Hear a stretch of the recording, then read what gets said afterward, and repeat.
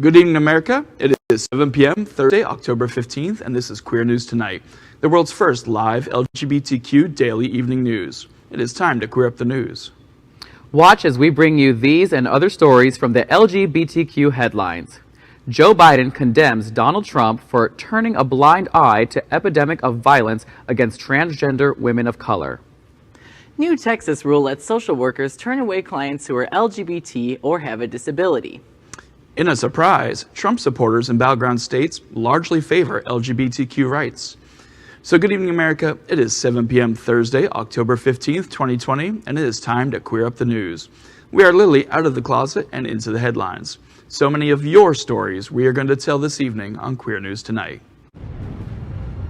The world's first live daily queer evening news show, Out of the Closet and Into the Headlines on Q News Tonight.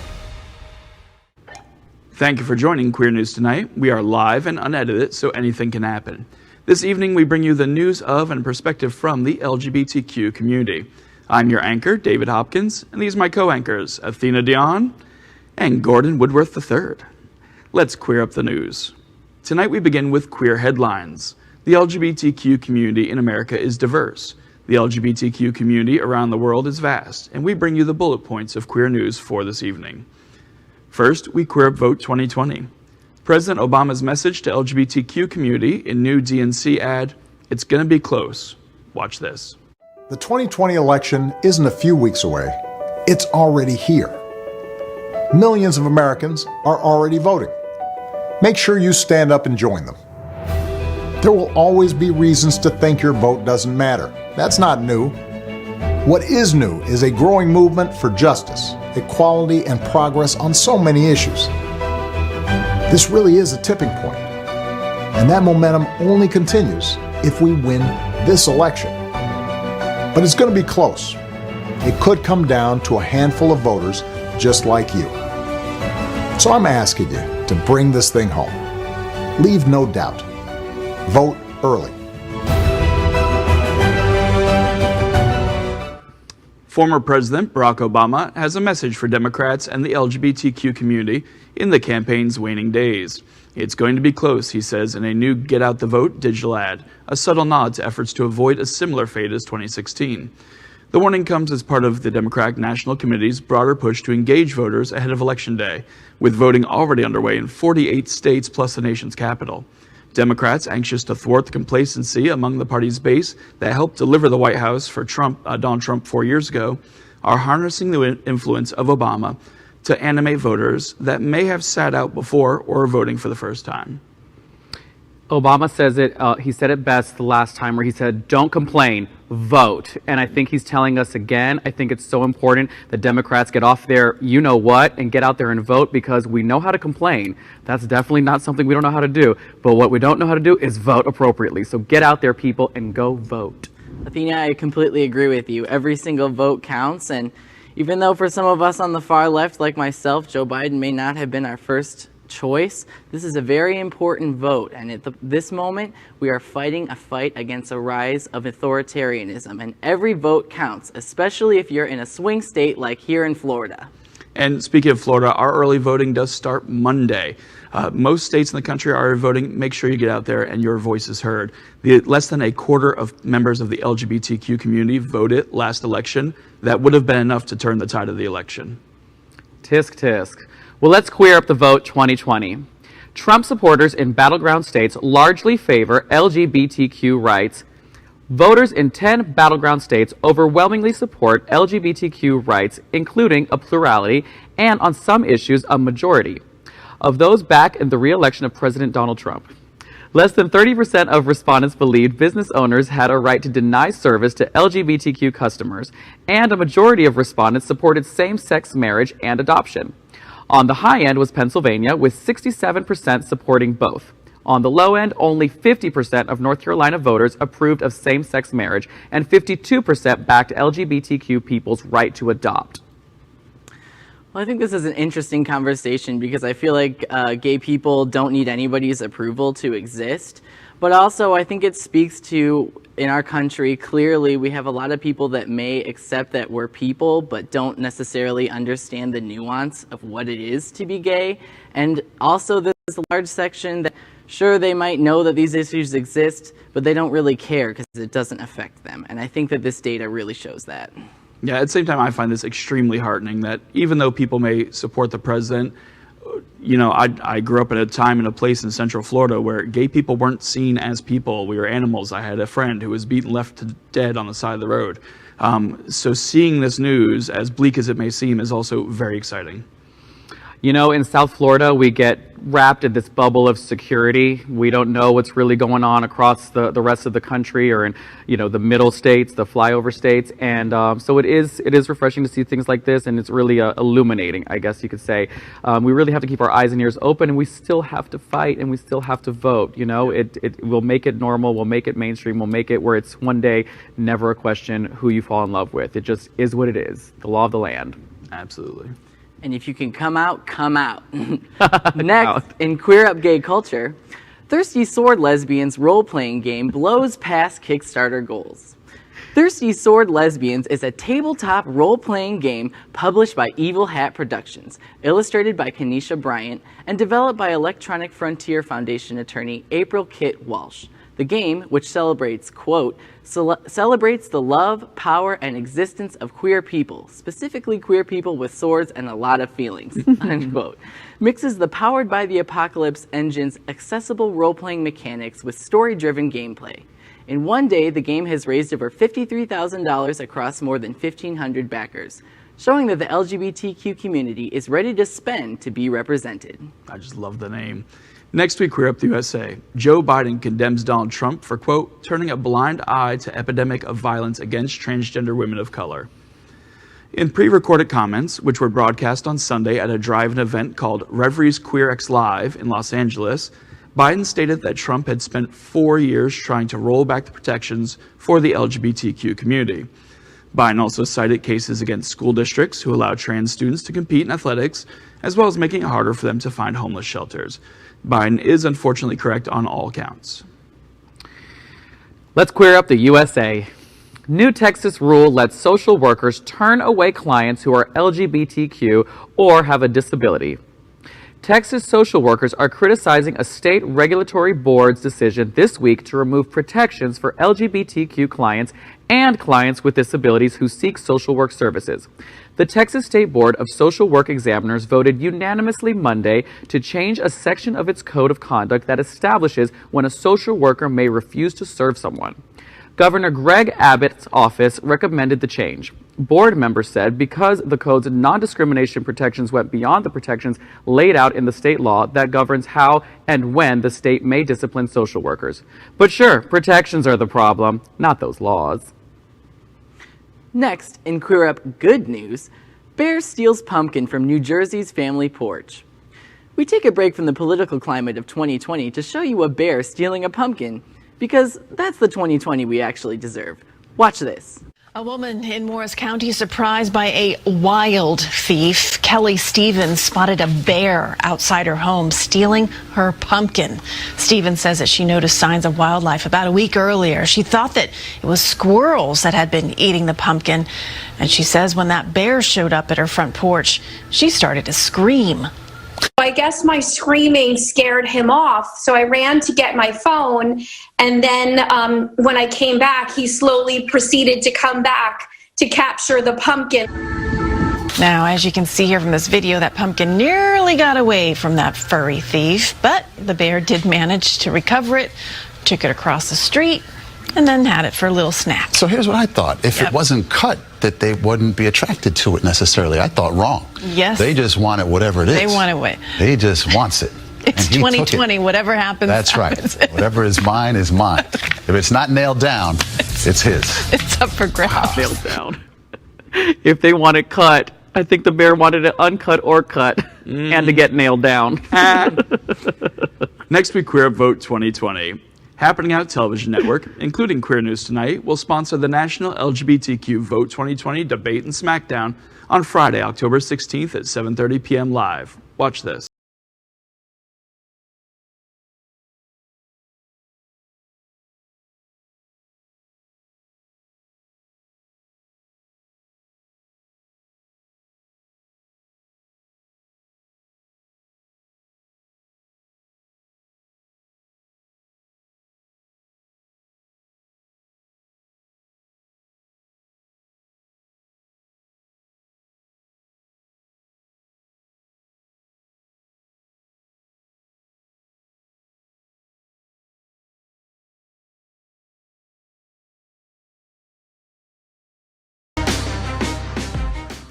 The debate will feature some of the greatest LGBTQ conservative voices in America, from #Walkaway and Americans for Trump, including founder Brandon Straka. They will debate the Vote 2020 issues with liberal hosts from Gay Town Hall. You can participate in person at the event being held in the gayest place on planet Earth here in South Florida, or you can participate in the event live virtually. It'll be an outstanding opportunity to make the decision for November 3rd. The National LGBTQ Vote 2020 Smackdown and Debate will be moderated by Queer News Tonight lead anchor Al Ferguson, so make sure you tune in. If you're in South Florida and would like to attend, Gay Town Hall will be giving away free tickets to watch the debate in person.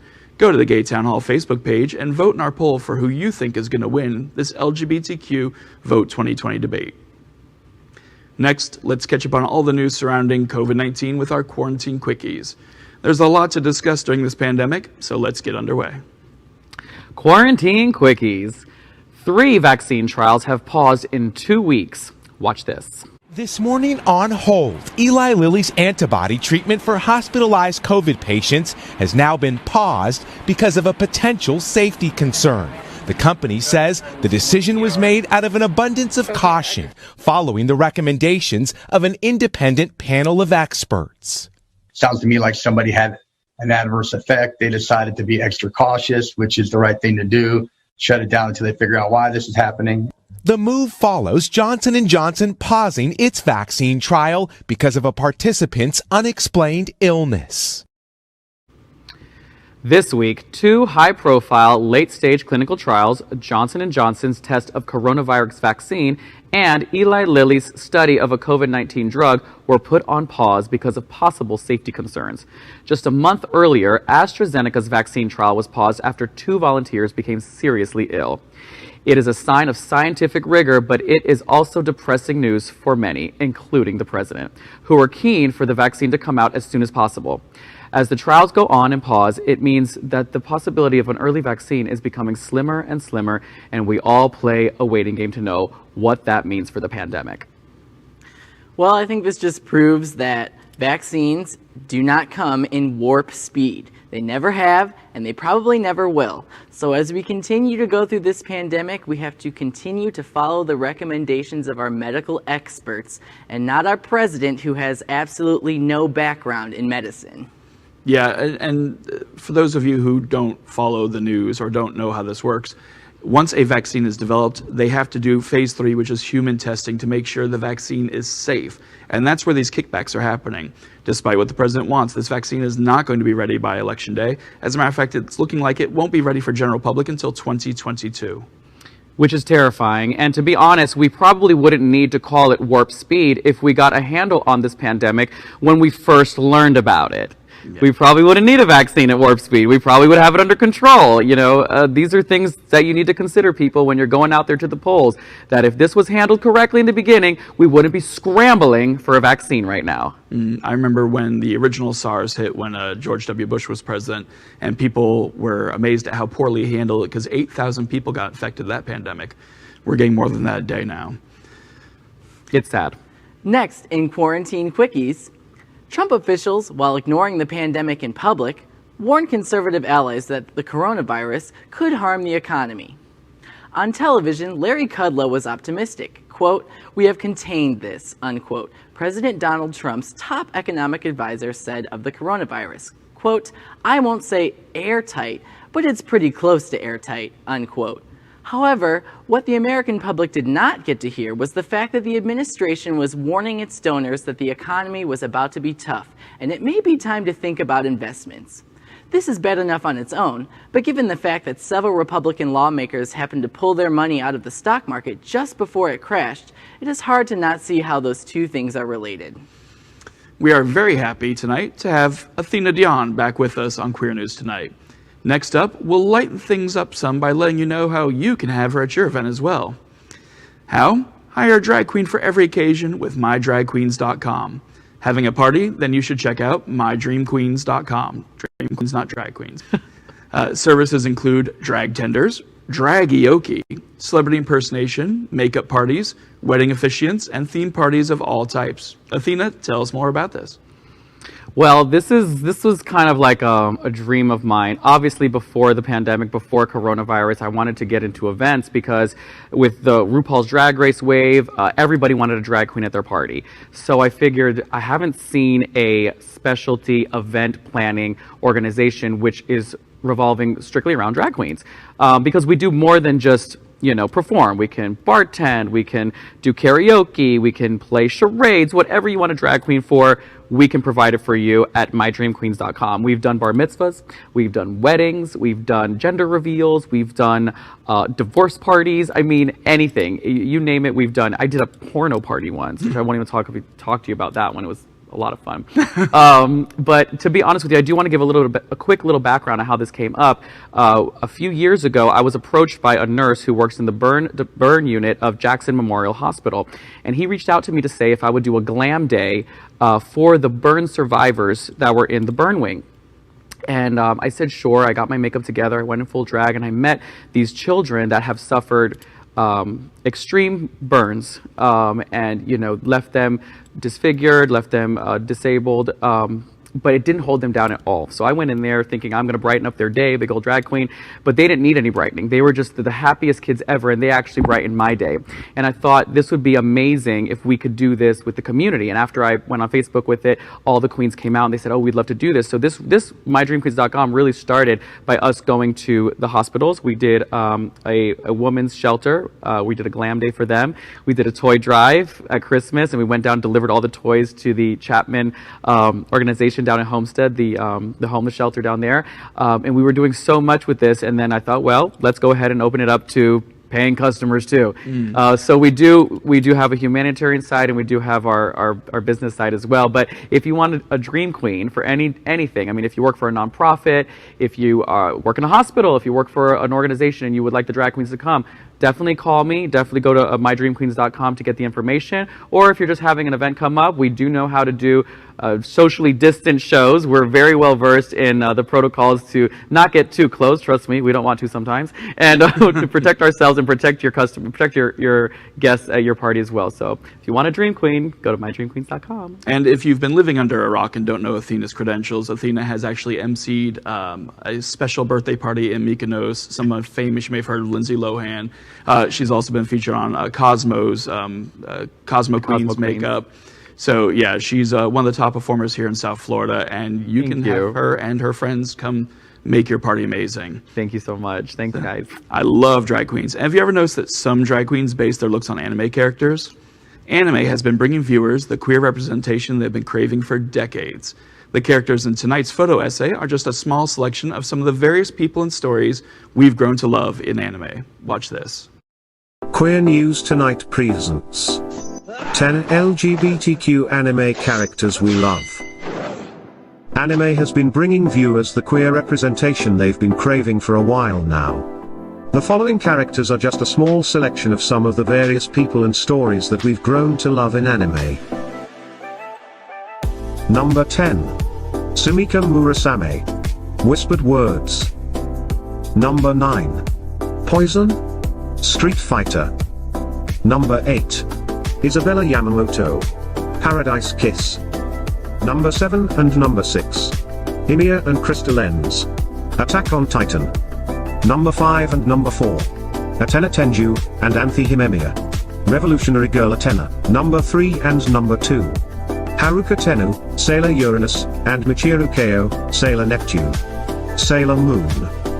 And number 1. Grell. Black Butler. This has been 10 LGBTQ anime characters we love. Presented by Queer News Tonight. What did you think? Share your thoughts in the live comment thread. And don't forget to like and subscribe. Happening Out Television Network is broadcasting on our brand new set in partnership with Sunshine Cathedral, the world's largest queer church in Fort Lauderdale, Wilton Manors, Florida. We joke the gayest place on planet Earth. Our support of their Sunday celebration is the largest LGBTQ religious broadcast in the world every Sunday at 10:30 a.m. Eastern. We encourage you to tune in. Sunshine Cathedral is my queer church. Watch this.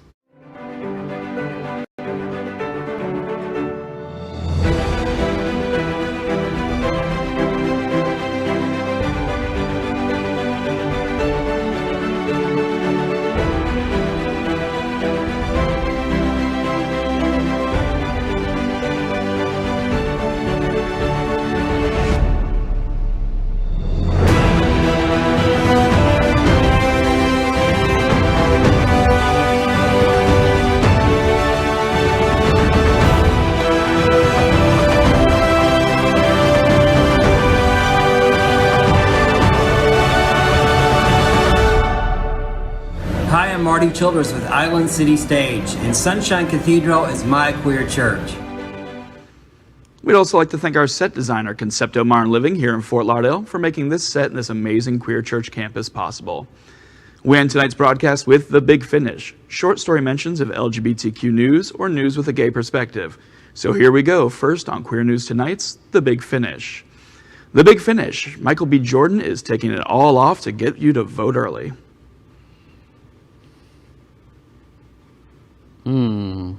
I would just have to pause and take all that in. I'm sorry. He could take it all off, and I want to put him all on.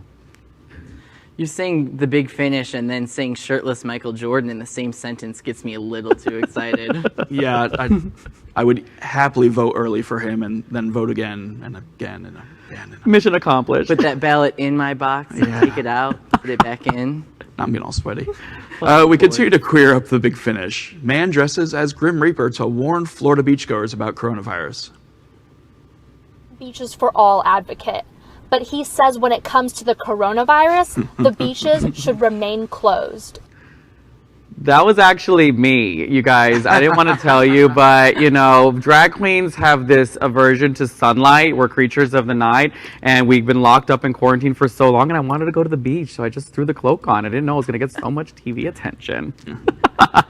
I honestly love this because I keep repeating that direct action is exactly what we need right now, and the fact that someone's out there making a clear message known to people, hey, you're taking a risk and this is serious, I really appreciate that. Unrelated to the beach or coronavirus, but when I die, I do want somebody to dress as the Grim Reaper, go to my funeral, just point at random people. Can I volunteer? Absolutely. I would love to do that. The Big Finish. On this day in 1815, Napoleon Bonaparte arrives on island of St. Helena to begin his exile. Have we picked a spot for Trump yet? Is that Trump? Yes. Is that Trump as Napoleon? That took me like 5 whole minutes to make this afternoon. Oh, did you drew that? No. Oh my God! Listen, I'm blonde today. Photoshop. You say anything and I'll believe it. Yeah, have we picked an island for him yet, guys? I mean, do we know? Can we vote on that too? Can we just add that in the ballot? Let's pencil that in. Which island we want to send him to? I'm kind of conflicted because, you know, I do want him to go on an island. I just really want him to go away. But to be honest, as a pagan, a Celtic pagan specifically, the ancient Celts, if this same stuff had happened in their society, all these people dying, disease everywhere, they would have thrown their king in the bog a long time ago. Where's the nearest bog? Washington, it's a swamp. That being said, a great island for him would probably be Rikers Island. Oh my God. Well, that is today's news for the LGBT.